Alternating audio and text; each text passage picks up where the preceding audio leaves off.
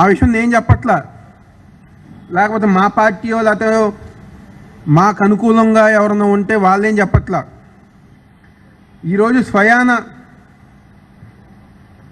కూటమి పార్టీకి సహకరించే, తెలుగుదేశానికి సహకరించే ఈనాడు, ఆంధ్రజ్యోతి పేపర్లోగా వేశారు. ఏమని వేశారు? ఈ జిల్లాలో దందా నడుస్తుంది, దాని వెనకమాల ప్రతి నియోజకవర్గానికి సంబంధించి పార్లమెంట్ పార్టీకి సంబంధించిన ప్రజాప్రతినిధి ఉన్నారు అని చెప్పని ఈరోజు స్వయాన వాళ్ళ పేపర్లోనే వేస్తాం జరిగింది. మేము నిర్మోహమాటంగా వైఎస్ఆర్ కాంగ్రెస్ పార్టీ తరపు నేను చెప్తున్నా, ఏదైతే ఈ దందా ఉందో, రేషన్ బియ్యం దందా ఉందో, దాని వెనకమాల ముఖ్యమైన కారణం విజయవాడ పార్లమెంట్ సభ్యుడు కేశినేని చిన్ని ఉన్నారు. ఒక సిండికేట్ లాగా తన ఆఫీస్లో ఒక ఇద్దరు వ్యక్తుల్ని, కిషోరు ఇంకెవరో రామచంద్రరావు అంట, ఆ ఇద్దరు వ్యక్తుల ద్వారా ప్రతి మండలానికి ఒక తెలుగుదేశం పార్టీ నాయకుని పెట్టుకుని ఒక సిండికేట్ లాగా ఫామ్ అయ్యి ఈ జిల్లాలో రేషన్ బియ్యం మాఫియా కేశినేని చిన్ని ఆధ్వర్యంలో జరుగుతుంది. ఈ సిండికేట్ ఏం చేస్తున్నారు? ప్రతి ఎమ్మెల్యే దగ్గరికి వెళ్ళి నెలకి మీకు 25 లక్షల రూపాయలు ఇస్తాం, మీరు మాకు సహకరించిందని చెప్పని ప్రతి ఎమ్మెల్యే దగ్గరికి వెళ్తాం. ఎంపీకేమో నెలకు 1 కోటి రూపాయలు ఇస్తున్నారు, ప్రతి ఎమ్మెల్యేకేమో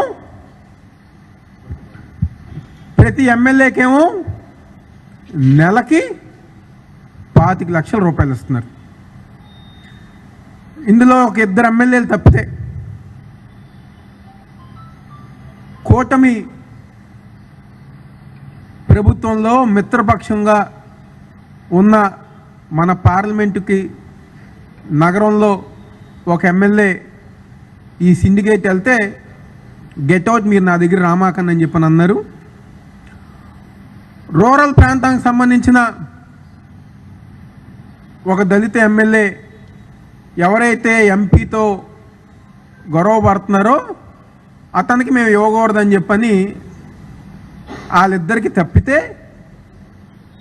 మిగిలిన 5 ఎమ్మెల్యేలు డబ్బులు తీసుకుంటున్నారు, 1 కోటి రూపాయలు చిన్ని తీసుకుంటున్నారు. వీళ్ళ ఆధ్వర్యంలోనే, వీళ్ళ ఆదేశాలతోనే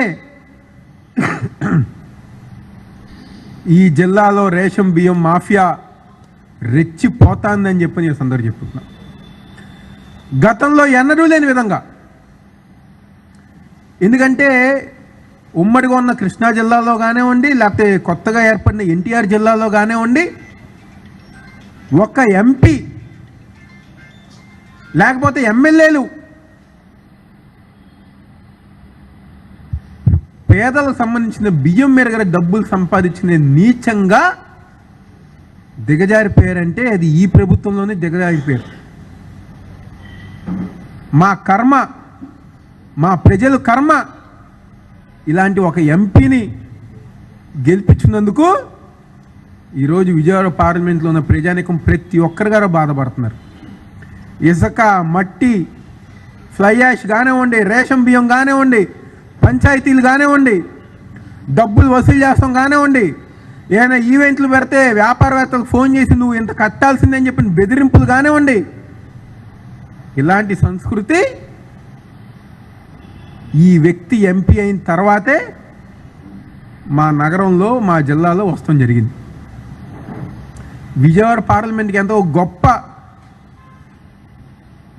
వాళ్ళు పార్లమెంట్ సభ్యులుగా ఎందుకయ్యారు? చెన్నిపాటి విద్య గారు, ఉపేంద్ర గారు, వడ్డే శోభనేశ్వరరావు గారు, రాజగోపాల్ గారు, కేసినేని నాని గారు, వీళ్ళ పేరు చెప్తే విజయవాడ జరిగింది మంచిగానే ఉండి, లేకపోతే ఢిల్లీ స్థాయిలో వీళ్ళు చేసిన మంచి ప్రతి ఒక్కరి గారు గుర్తొచ్చేది. కానీ ఇప్పుడు ఎంపీ పేరు చెప్తే నేను చెప్పట్లా, స్వయాన వాళ్ళ పార్టీకి సంబంధించిన ఎమ్మెల్యేనే చెప్పారు. ఎంపీ అంటే మెంబర్ ఆఫ్ పార్లమెంట్ కాదు, ఎంపీ అంటే మట్టి పేకాట అని చెప్పని విధంగా మార్చిన ఎంపీ ఎవరు ఉన్నారంటే అది చిన్నియే. ఒకసారి నేను బాధపడతా ఉంటా, మా ఇంట్లో కూడా నన్ను చిన్ని అని పిలుస్తారు. అతని పేరు చిన్నియే, నా పేరు చిన్నియే. కానీ ఏదో దేవుడి అదృష్టం, లేకపోతే మా తల్లిదండ్రుల పెంపకం, అలాంటి అలవాట్లు లేకపోతే అలాంటి బుద్ధులు మాకు లేవు. అతనికి వచ్చినాయి. ప్రతి దాంట్లో కూడా రూపాయి, ఏ విధంగా రూపాయి దోచుకోవాలి, ఏ విధంగా రూపాయి దండుకోవాలని చెప్పిన ఆలోచన తప్పితే ఈ నగరానికి, ఈ పార్లమెంట్లో ఉన్న అన్ని నియోజకవర్గాలకి మంచి చేద్దామని చెప్పిన ఉద్దేశం ఇక్కడ ఉన్న ఎంపీకి లేదు. అతనికి తోడు ఆ ఎమ్మెల్యేలు గారా దోచుకుందాం, దాచుకుందాం అని చెప్పిన ఒక ఉద్దేశంతో ఈరోజు ఈ యొక్క 7 నియోజకవర్గంలో ఎమ్మెల్యేలు గారు ముందుకెళ్తాం గారు జరుగుతుంది. నేను ఒకటే చెప్తున్నాం చిన్నీకి, మీ అన్నయ్యని చూసి నేర్చుకో, నాని గారిని చూసి నేర్చుకో. 10 సంవత్సరాలు ఈ పార్లమెంట్కి ఎంపీగా పనిచేశారు. ఇలాంటి ఆరోపణ కానివ్వండి, లేకపోతే ఇలాంటి సంఘటనలు కానీ ఒకటన్నా జరిగిందా? ఏ రోజు గారా ఒక్క మచ్చ లేకుండా ఆయన 10 సంవత్సరాలు ఎంపీగా గర్వంగా, దమ్ముగా, ధైర్యంగా పనిచేశారు. ఈ పార్లమెంట్కి టాటా ట్రస్ట్ ద్వారా ఈ పార్లమెంట్ ఆయన దత్తత తీసుకున్నారు. నువ్వేమో నీ అక్రమ సంపాదన కోసం మా పార్లమెంట్ నువ్వు దత్తత తీసుకున్నావు. మొన్నే హైదరాబాద్లో ఒక పెళ్ళిలో ఎంపీ దగ్గర స్నేహితుడు కనిపించారు. మాటల మధ్యలో ఏంటి మా పార్లమెంట్ ఈ విధంగా మీరు చేస్తున్నారంటే, పైన చంద్రబాబు గారు, లోకేష్ గారు ఏమంటలేదా అంటే చిన్ని అన్నారంట, నేను 300-200 కోట్లు ఖర్చు పెట్టాను, ఆ డబ్బులు నేను సంపాదించుకోవాలి కదా, కాబట్టి నేను ఆ డబ్బులు సంపాదించుకుంటున్నా అని చెప్పారంట. లోకేష్ చెప్పినా నేను డబ్బులు సంపాదించుకుంటానని చెప్పారంట. టికెట్ ఇస్తే పోటీ చేస్తా, మళ్ళీ ఓడిపోతే హైదరాబాద్ వెళ్ళిపోతా అనే ఉద్దేశంతో ఈ పార్లమెంట్ సభ్యులు ఉన్నారు. కానీ మంచి చేయాలి, ప్రజానికానికి అభివృద్ధి కార్యక్రమాలు చేయాలి. ఇదివరకు దేశంలో విజయవాడ పేరు అనగానే కనకదుర్గమ్మ గురించి, ప్రకాశం బ్యారేజు, కృష్ణానది గురించి ఇవన్నీ వినేవాళ్ళం.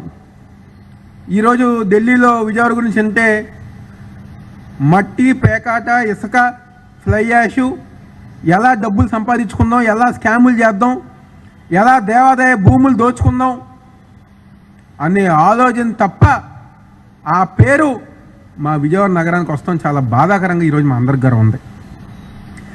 ఎప్పటికైనా అధికారులు, కలెక్టర్ గారు కానివ్వండి, జాయింట్ కలెక్టర్ గారు కానివ్వండి, లేకపోతే మిగిలిన అధికారులు అందరు గారా